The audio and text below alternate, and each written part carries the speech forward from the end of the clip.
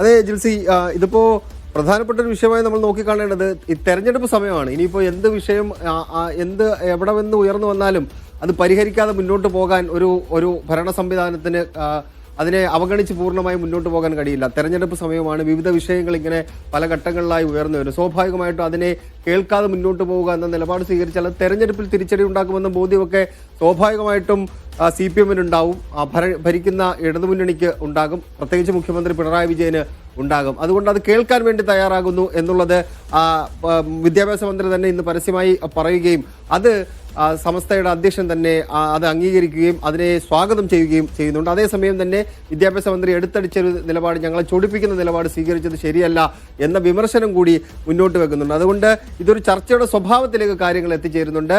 നേരത്തെ എല്ലാ സർക്കാരുമായി ബന്ധപ്പെട്ട ഉദ്യോഗസ്ഥ വകുപ്പുമായി ബന്ധപ്പെട്ട ആൾക്കാരോട് സംസാരിക്കുമ്പോൾ അവർ പറഞ്ഞ പ്രധാനപ്പെട്ട കാര്യം ഇത് വിവിധ തരത്തിലുള്ള ചർച്ചകളുടെ അടിസ്ഥാനത്തിൽ വിദഗ്ധ സമിതി ശുപാർശയുടെ അടിസ്ഥാനത്തിലെല്ലാം നടപ്പാക്കിയതാണ്. അതുകൊണ്ട് ആരുടെയെങ്കിലും സമ്മർദ്ദത്തിന് വഴങ്ങി അത് മാറ്റാൻ കഴിയില്ല എന്ന കർശനമായ നിലപാട് വി ശിവൻകുട്ടി സ്വീകരിച്ചിരുന്നു. ഇന്നലെയോ മെനഞ്ഞാന്നും അതിന് പിന്നോട്ടുള്ള ദിവസങ്ങളെല്ലാം നോക്കിക്കഴിഞ്ഞാൽ വിദ്യാഭ്യാസ മന്ത്രി ആ നിലപാട് തന്നെയാണ് സ്വീകരിച്ചത്. അതിൽ നിന്ന് ആ വാചകത്തിൽ തന്നെ നേരത്തെ ജിൽസി സൂചിപ്പിച്ച പോലെ ഉൾട്ടയടിക്കുന്ന ഒരു വാചകമാണ് ഇന്ന് അദ്ദേഹത്തിന്റെ ഭാഗത്ത് നിന്നുണ്ടാകുന്നത്. ചർച്ചയ്ക്ക് ഞങ്ങൾ തയ്യാറാണ്, സമസ്ത ഉന്നയിച്ച വിഷയങ്ങൾ ചർച്ചയ്ക്ക് തയ്യാറാണ് എന്ന് പറയുമ്പോൾ സ്വാഭാവികമായിട്ട് സംസ്ഥാന സർക്കാർ കുറച്ച് പിന്നോട്ട് പോകുന്നുണ്ട്. പിന്നോട്ട് പോകുന്നതിന്റെ കാരണം നമ്മൾ നേരത്തെ സംസാരിച്ച പോലെ ഈ സമസ്തയുടെ അധ്യക്ഷൻ തന്നെ ജിഫ്രി തങ്ങൾ തന്നെ ഇങ്ങനെ പരസ്യമായ നിലപാട് സ്വീകരിക്കുന്നു.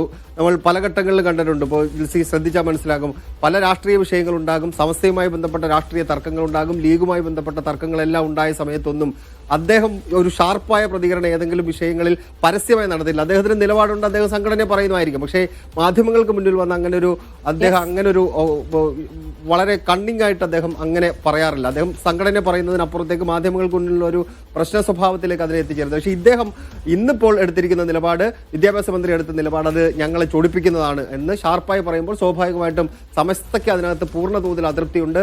അത് പരിഹരിക്കണം നിങ്ങൾ എന്ന് സർക്കാരിന് മുന്നിലേക്ക് ആവശ്യമായി മുന്നോട്ട് വെക്കുകയാണ്. അതുകൊണ്ട് തന്നെയാണ് സംസ്ഥാന എന്തായാലും ജിഫ്രി മുത്തുക്കോയ തങ്ങളുടെ വാക്കുകളിൽ ആ ഷാർപ്നെസ് ഉണ്ടായിരുന്നു. കാരണം കൃത്യമായി തന്നെയാണ് അദ്ദേഹം പറഞ്ഞത്, ഒരു ധിക്കാരപരമായ നിലപാട് സർക്കാരിന്റെ ഭാഗത്തുനിന്നുണ്ടായതാണ് തങ്ങളുടെ പ്രക്ഷോഭ രംഗത്തേക്ക് ഇറക്കിവിടുന്നത്. എന്തായാലും വിദ്യാഭ്യാസ മന്ത്രി ഇപ്പോൾ നേരത്തെ എടുത്ത തീരുമാനത്തിൽ നിന്ന് ഒരു യൂട്ടേൺ അടിച്ചൊരു സാഹചര്യത്തിൽ അവിടെ ചർച്ചയ്ക്കും സമവായത്തിനുമുള്ള വാതിൽ തുറന്നിരിക്കുകയാണ്. സർക്കാരിനെ സംബന്ധിച്ചിടത്തോളം തെരഞ്ഞെടുപ്പുകളൊക്കെ വരുന്ന കാലത്ത് ഏകപക്ഷീയമായ ഒരു തീരുമാനമെടുക്കുക സാധ്യമല്ല. മതസംഘടനകളിലടക്കം സമ്മർദ്ദം സർക്കാരിനുണ്ട്. ആ ഒരു സമ്മർദ്ദത്തിന്റെ ഭാഗമായി തന്നെയാണ് ഇപ്പോൾ സ്കൂൾ സമയമാറ്റത്തിലും ചർച്ചയാകാമെന്ന വിദ്യാഭ്യാസ മന്ത്രിക്ക് നിലപാട് മാറ്റേണ്ടി വന്നതും. സേഫ് സെയിൻ ലാബ്ദിനും മുഹമ്മദ് അസ്ലവുമാണ് വിവരങ്ങൾ നൽകിയത്.